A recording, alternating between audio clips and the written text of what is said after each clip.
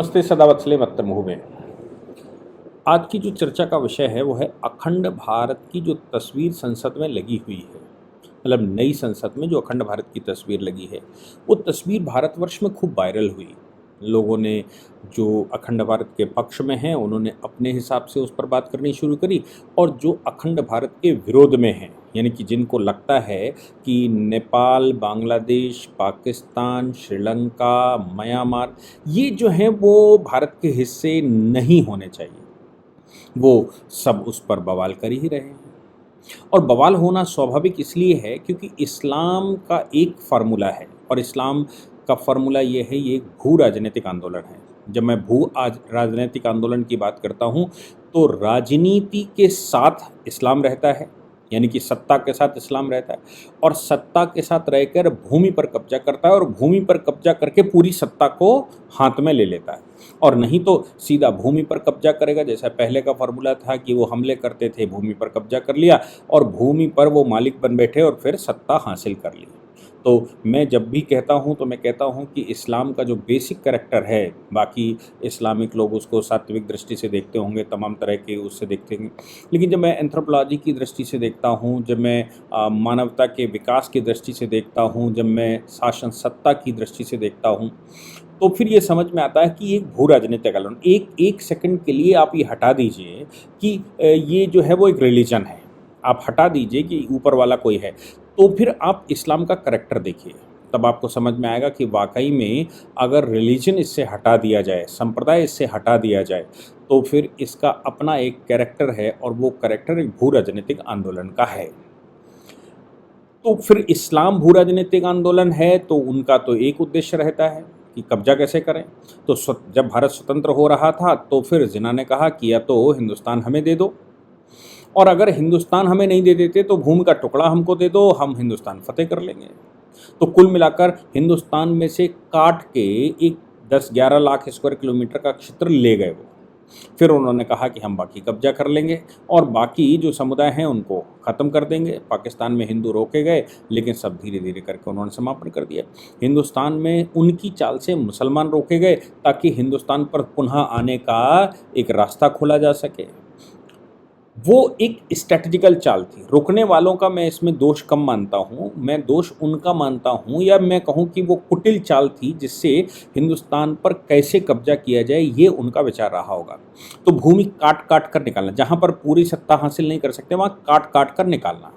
अब पाकिस्तान काट कर निकाल ले गए, उसमें से बांग्लादेश निकला। अगर रिलीजन के आधार पर देश का बंटवारा होता तो बांग्लादेश नहीं बनता, क्योंकि बांग्लादेश तो दोनों मुसलमानों का ही था। फिर बांग्लादेश क्यों बना? इसका मतलब ये हो गया कि वो एक रिलीजियस मूवमेंट नहीं था, वो एक मूवमेंट था जिससे कि हिंदुस्तान पर कैसे कब्जा किया जाए ये पॉलिसी उस समय की थी। इस पॉलिसी के तहत उन्होंने जम्मू कश्मीर पर हमला कर दिया, उन्होंने तमाम तरह के इंटरनल डिस्टर्बेंस किए, वो तमाम तरह की वो कॉन्स्टिट्यूएंट असेंबली में उन्होंने 30-35 लोग छोड़े, जबकि मुस्लिम लीग के जो 90 सदस्य थे वो सब चले जाने चाहिए थे, लेकिन फिर भी कॉन्स्टिट्यूएंट असेंबली में रोके गए। बाद में वो अपना अपना रोल प्ले करते रहे, और रोल प्ले करने के बाद वो हिंदुस्तान में डिस्टर्बेंस वो अपने हिसाब से पॉलिसी बनाते रहे, चाहे वो एजुकेशन मिनिस्टर के रूप में बना रहे हों, चाहे वो वाइस चांसलर के रूप में बना रहे हों, चाहे वो फॉरेन अफेयर्स मिनिस्टर के रूप में बना रहे हों, होम मिनिस्टर के रूप में बना रहे हों। कुल मिलाकर वो जिस पद पर भी बैठे उन्होंने अपनी पॉलिसी को इम्प्लीमेंट करना शुरू किया कि कैसे हिंदुस्तान को इतना कमज़ोर बनाना, कैसे हिंदुस्तान को की पॉलिसीज़ को ऐसे बनाना ताकि भविष्य में जिन्ना जो चाहता था वो पूरा हो सके। अब उस डिस्टर्बेंस को वो करते रहे।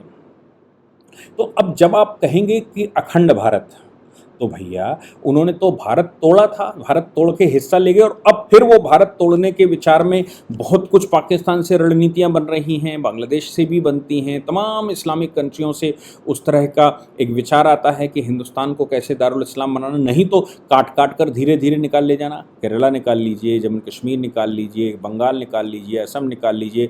शरजुल इमाम कहता था कि वो चिकन नेक बनाई है उसको हम काट देंगे, हिंदुस्तान से अलग कर देंगे। तो उनको ये नागवार गुजरेगी, और उनका साथ देने वाले जो सेकुलर अपने आप को हिंदू कहते हैं वो भी उनका साथ देंगे। एक ग्रुप डर के मारे ये कहेगा कि साहब मुस्लिम आबादी हिंदुस्तान, पाकिस्तान और बांग्लादेश की मिला दी जाए तो फिर भारत में लगभग 50% होती है और 50% आबादी देश के लिए खतरा है, वो ये भी कहेंगे। तो कुछ लोग डर कर कहेंगे कि नहीं अखंड भारत हमको नहीं चाहिए, कुछ लोग पॉलिसी मानते हुए कि हमें काट काट कर निकालना है, अखंड भारत हमें नहीं चाहिए, और कुछ ये कहेंगे कि नहीं अखंड भारत बना दो। कुछ नेगेटिव विचारधारा ये भी कह सकते हैं अखंड भारत बना दो, हमारे 50% से ऊपर लोग हो जाएंगे तो हम तुम्हें फतेह कर ही लेंगे, काम खत्म कर लेंगे। और जो सशक्त शासक होगा वो कहेगा कि मैं अखंड भारत बनाऊंगा और तुम सबको भी ठीक करूंगा। बिल्कुल वैसे ही जैसे कि अशोक के समय पर पूरा देश बुद्धमय हो गया था, लेकिन पुष्यमित्र शुंग ने आते आते ये पुष्यमित्र शुंग के आते आते देश अलग अलग टुकड़ों में बंट चुका था और बुद्धिज्म की वजह से देश टूट गया था, क्योंकि बुद्धिज्म शांति का दूत था और शांति सारी परिस्थितियों में शांति जो है वो काम नहीं करती, कहीं दंड विधि भी काम करनी पड़ती है और कहीं क्रूरता भी करनी पड़ती है। तो अशोक ने पहले क्रूरता की, फिर उसने पोलाइट व्यू दिखाया तो लोगों को समझ में आया कि भैया ठीक है, नहीं तो ये किसी दिन भी बिगड़ सकता है, तो लोग उनके साथ आने लगे।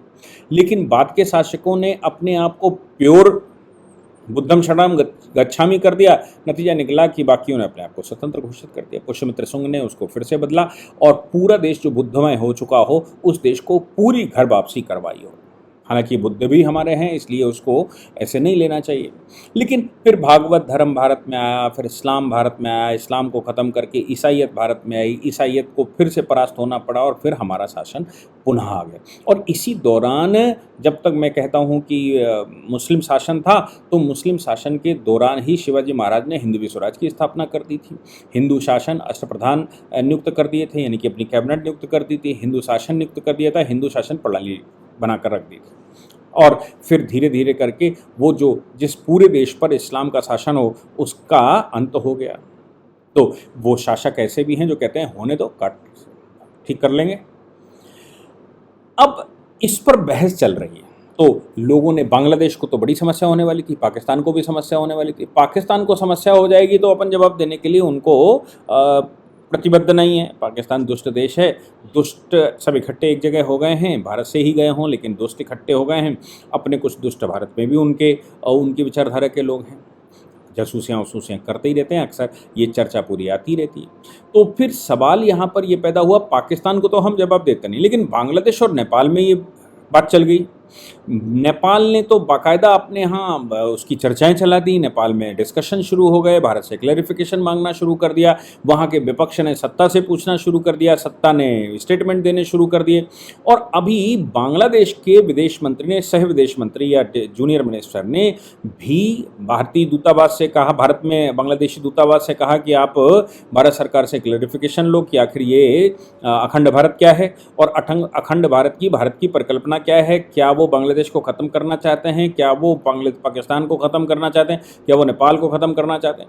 अच्छा, अखंड भारत का ये जो विचार है, भारत जिसको आप कहते हैं, वो भारतीय उपमहाद्वीप के रूप में जाना जाता है। एक ही संसार में महासागर है जो हिंद महासागर के नाम से जाना जाता है, यानी कि भारत की रहने की पद्धति या प्रवृत्ति या धर्म के आधार पर एक पूरा का पूरा महासागर है जिसको आप हिंद महासागर कहते हैं। तो हिंदू कुश से लेकर और हिंद महासागर तक जो क्षेत्र रहता है वो हिंदुस्तान कहलाता है। कभी हमने अलग अलग नामों से उसको पुकारा है, कभी भारतवर्ष उसको कहते हैं, अंग्रेजों ने उसको इंडिया कह दिया, या फिर हम हिंदुस्तान कहते हैं। अब इसमें जो सवाल पैदा होता है वो ये है कि भारत कितना बड़ा था, क्योंकि कभी मैं जब कहूँ कि चंगेज खां यहाँ आ गया, कभी मैं कहूँ कि मुग़ल तुर्क यहाँ पर आ गए, कभी मैं कहूँ कि अंग्रेज़ यहाँ पर आ गए, तो कभी मैं कहूँ कि सल्तनत के लोग यहाँ आ गए। जब इतने सारे लोग दूसरे देशों से आते रहे तो हम भी उनका हिस्सा हैं, वो भी क्लेम कर सकते हैं कि भाई ये हमारा रहा, और हम ये कह रहे हैं कि नहीं ये हमारा है। तो हम जो आज के छोटे कंट्रीज़ हैं उन पर क्लेम करते हैं कि भाई ये अखंड भारत था और अखंड भारत बनाना है। तो हिंदुस्तान के सभी ग्रंथों में एक बात तो स्पष्ट है कि बाउंड्री जो भारत की है वो हिमालय से और महासागर तक, हिंद महासागर तक, और हिमालय एक आर्क है, ऐसी हिमालय एक आर्क है और नीचे समुद्र पर जाकर मिलती है। एक तरफ हमारा प्रहरी समुद्र है और दूसरी तरफ हमारे देश का प्रहरी हिमालय है। तो हिमालय के नीचे, इसीलिए इसको भारतीय उपमहाद्वीप भी कहा जाता है। एशिया के अंदर भारतीय उपमहाद्वीप, तो भारतीय उपमहाद्वीप की संज्ञा हमको दी गई है, हालांकि वो भारत है। तो सवाल यहाँ पर ये पैदा होता है कि जो महाभारत काल का भारत है, जो रामायण काल का भारत है, या जो उसके बाद का चंद्रगुप्त मौर्य का भारत है, चंद्रगुप्त का भारत है, या समुद्रगुप्त का भारत है, क्या वैसा भारत हम पुनः बनाना चाहते हैं? भाई इच्छा तो सबकी होती कि पुनः बनाएंगे। और ये भी तय बात है कि भारत में रिलीजन कम से कम 3 से 4 बार बदला गया, संप्रदाय 3 से 4 बार बदला गया। एक समय पर पूरा सनातन से फिर वो बुद्धिज्म पर आ गए, बुद्धिज्म से फिर हम आ गए भागवत पर, यानी कि वैष्णव संप्रदाय। उसके बाद फिर शिव के संप्रदाय पर आ गए, यानी कि एक लिंग जी की पूजा होने लगी। और होती पहले भी होती थी, लेकिन संप्रदाय मैं कह रहा हूँ कि संप्रदाय वैसा हो गया पूरे देश में। फिर इस्लाम यहाँ पर आ गया, उसने मंदिर तोड़ने शुरू कर दिए। फिर ईसाइयत यहाँ आ गई, उसने चर्च बनाने यहाँ शुरू कर दिए। तो कुल मिलाकर सत्ता का रिलीजन कम से कम 5 बार बदला गया। 70,000, केवल 70,000 अंग्रेजों ने 37 करोड़ हिंदुस्तानियों पर शासन किया था। यानी कि और शासन का रिलीजन कौन सा था? शासन का रिलीजन तो ईसाइयत था। कहते वो हमने उनको अंग्रेज कहा, लेकिन वो ईसाइयत थी।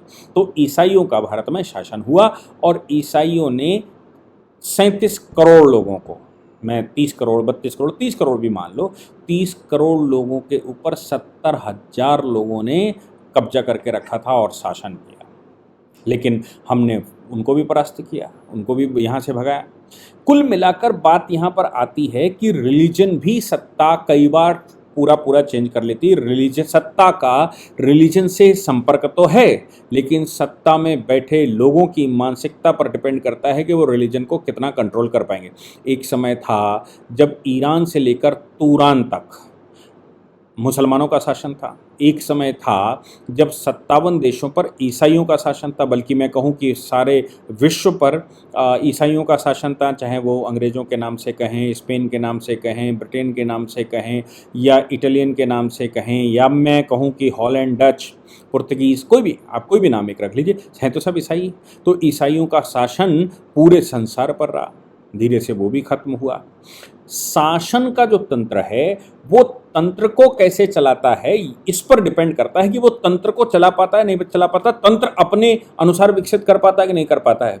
कि हम ईसाइयों के तंत्र पर ही चल रहे हैं, इसलिए हमें ये समस्याएं हो रही हैं। ईसाइयों ने मुसलमानों का तंत्र पूरा खत्म किया था। शिवाजी महाराज ने पूरा तंत्र उस समय मुसलमानों का खत्म करने का प्रयास किया था। शिवाजी महाराज का जो तंत्र विकसित किया हुआ था हिंद विश्वराज का, उसको अंग्रेजों ने, ईसाइयों ने खत्म करके अपना तंत्र विकसित किया। और स्वतंत्रता के बाद हमको भी अपना तंत्र पुनः शिवाजी महाराज के दिशा निर्देश के अनुसार विकसित करना था।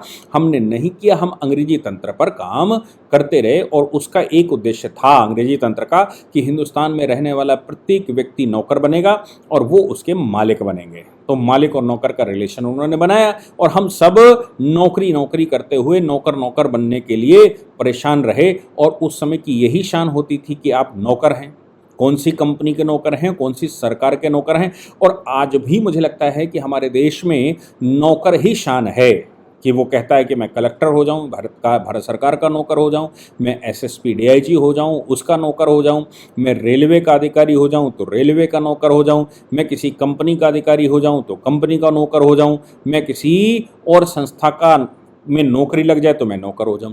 नौकर एक प्राइड हो गया, जिसको गुलाम वंश कहा जाता था कि गुलामों का शासन भारत पर आया तो गुलाम होना उस समय प्राइड था, क्योंकि गुलाम वंश का शासन था। तो आज भी मैं ये कहूँ कि गुलामी की मानसिकता का शासन भारत में है, सरकार नहीं है। सरकार दूसरे मन की है। तो सरकार और शासन में फ़र्क होता है। सरकार मैं कहता हूँ तो चुने हुए लोग जो उसको चलाते हैं, और शासन वो तंत्र है जो तंत्र ईसाई भारत में विकसित कर गए, अंग्रेज भारत में विकसित कर गए और हम उसको तोड़ नहीं पाए। इसलिए तंत्र विकसित करना और रिलीजन बहुत फ्रिक्वेंटली चेंज होना बहुत फ़र्क। रिलीजन किसका क्या है इससे फ़र्क नहीं पड़ता, शासन का रिलीजन क्या है इससे फ़र्क पड़ता है, सरकार का रिलीजन क्या है उससे फ़र्क पड़ता है, और वो कैसे तंत्र चलाना चाहते हैं इससे फ़र्क पड़ता है। अन्यथा जैसे मैंने कहा कि 4 से 5 बार हिंदुस्तान का पूरा शासन तंत्र का रिलीजन चेंज हो गया, संप्रदाय चेंज हो गया, और भारत वहीं का वहीं है। कम से कम मौर्यों के बाद, मौर्यों से पहले भारत टूटा, मौर्यों के बाद भारत टूटा, गुप्तों के बाद भारत टूटा, यानी कि मौर्यों ने सब इकट्ठा किया, गुप्तों ने सब इकट्ठा किया, उस गुप्तों के बाद फिर भारत टूटा, तो बहुत बड़ा भूभाग मुगलों ने इकट्ठा किया, उसके बाद फिर भारत टूटा तो बहुत बड़ा भूभाग अंग्रेजों ने या ईसाइयों ने इकट्ठा किया। 5 बार तो हम लोग देख चुके हैं लिखित इतिहास के रूप में कि भारत कितने बार टूटा और फिर इकट्ठा करने वाला कोई एक नेतृत्व आया, उसने इकट्ठा कर दिया। ये तो नेतृत्व की ही ताकत थी कि वो भारत को इकट्ठा कर दे। नेतृत्व का रिलीजन, और नेतृत्व का रिलीजन ही देश का रिलीजन बन जाता है और वो उस देश में अपने रिलीजन को थोप देता है। हाँ, अब ज़्यादा क्रूर होगा तो मंदिरों को तोड़वा देगा, क्रूर नहीं होगा तो वो आकर्षित कर लेगा। हिंदुज़्म तो सदैव आकर्षित करके ही बदलता रहा है, लेकिन इस्लाम क्रूरता से करता रहा है, ईसाईयत धूर्तता से करता रहा है। ये सब उनके चाल थे। तो अखंड भारत की जो परिकल्पना है उसमें बहुत कुछ गलत नहीं सोचना चाहिए, बहुत नेगेटिव नहीं सोचना चाहिए। अखंड भारत में मुसलमान भी अगर आएंगे तो राइट टाइम करने के लिए सत्ता चाहिए होती है, और सत्ता अगर सही से चलती है तो कोई रिलीजन कभी नहीं पनप सकता, कोई रिलीजन हावी नहीं हो सकता। हाँ, ये है कि सत्ता के साथ भी आज रिलीजन की आवश्यकता पड़ती है। जैसे आज की सत्ता भारत पर है, उस पर अगर हिंदू पूर्ण रूप से विश्वास कर लेता है तो फिर रिलीजन, जो दूसरा रिलीजन है, उस पर कोई बहुत बड़ा प्रभाव नहीं पड़ेगा, यानी कि उसका प्रभाव देश पर नहीं पड़ेगा। सत्ता ऐसा कुछ ना कुछ कर ही लेती है। अब बात आई तस्वीर की, तो भारत सरकार के विदेश मंत्रालय के प्रवक्ता ने ये बात क्लियर की। उन्होंने कहा, देखिए भैया, ये जो तस्वीर बनी है ये मौर्यन एम्पायर की बनी है। ये जो विस्टा प्रोजेक्ट है, इसमें अलग अलग तस्वीरें जो अंदर लगाई गई हैं वो अलग अलग समय की हैं।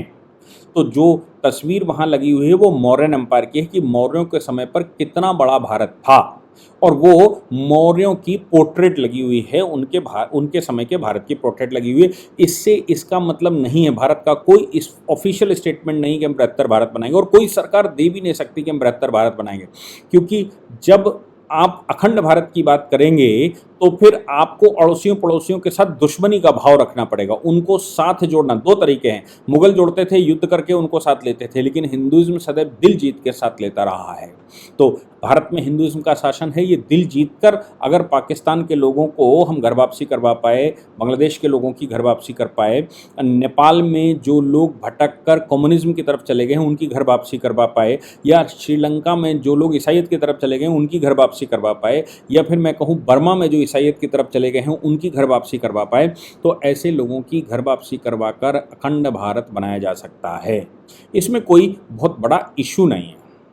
हाँ, कोई सत्ता इसका डिक्लेरेशन नहीं कर सकती। डिक्लेरेशन करने के लिए 5-5 देशों से युद्ध लड़ना पड़ता है और उनके साथ सारे संबंध खत्म करने पड़ते हैं। रूस को यूक्रेन पर हमला करना पड़ता है। हम ऐसी कोई पॉलिसी नहीं लेकर आते, लेकिन मतलब ऐसी कोई पॉलिसी लेकर नहीं आते, इसलिए इस तरह का कोई डिक्लेरेशन भी नहीं किया जा सकता। इसलिए क्लैरिफिकेशन जो विदेश मंत्रालय ने दिया, उसने ये कहा कि क्लैरिफिकेशन ये है कि हम कहीं से कोई हमला नहीं करने जा रहे, किसी को मिलाने नहीं जा रहे। हमने तो मौर्यन एम्पायर और गुप्त एम्पायर का जो नक्शा है वो लगाया हुआ है कि भारत कैसा था, समय समय पर भारत की प्रवृत्ति कैसी रही और भारत कैसा रहा। अब हालांकि मुसलमान इस पर सवाल खड़ा करेंगे, कहेंगे अकबर वाला क्यों नहीं लगाया, ईसाई इसमें सवाल खड़ा करेंगे ईसाईयत वाला क्यों नहीं कराया। ईसाईयत वाला तो चल ही रहा है, क्योंकि नेहरू जी स्वयं में हिंदू थे ये पता नहीं, क्योंकि वो तो ईसाई शासन को ही भारत में कंटिन्यू कर गए, और इसीलिए उन्होंने सिंगोल को स्वीकार नहीं किया था। हाथ में लेने के बाद उसको छड़ी बनाकर रख दिया था, क्योंकि सिंगोल सत्ता परिवर्तन होता है, और सत्ता परिवर्तन नेहरू जी की नज़र में हुआ ही नहीं। केवल गोरे अंग्रेज जाकर थोड़े सांवले अंग्रेज या काले अंग्रेज बैठ गए, बस इतना सा फर्क आ गया। लेकिन सिस्टम, तंत्र वैसा ही रहा। तंत्र बदलने का प्रयास मोदी जी कर रहे हैं, तो आप देख रहे हैं कैसा विरोध चल रहा है देश में। खैर, लेकिन ये क्लैरिफिकेशन दिया है और ये बात सामने रख दी है, तो मुझे लगता है कि ये जो बवाल देश भर में मच रहा था कि भाई अखंड भारत बनाएंगे, अखंड भारत का लगाया हुआ है, और मोदी जी ने अखंड भारत, दोनों तरफ से सब अपने अपने तरह की प्रतिक्रिया दे रहे थे, उस पर साफ तौर से विदेश मंत्रालय ने कहा कि नहीं, ऐसा नहीं है। ये मौर्यन एम्पायर, गुप्त एम्पायर, उसके समय के जो जो जो क्षेत्र हैं उन क्षेत्रों को यहाँ पर लगाया गया है। जय हिंद, जय भारत, वंदे मातरम।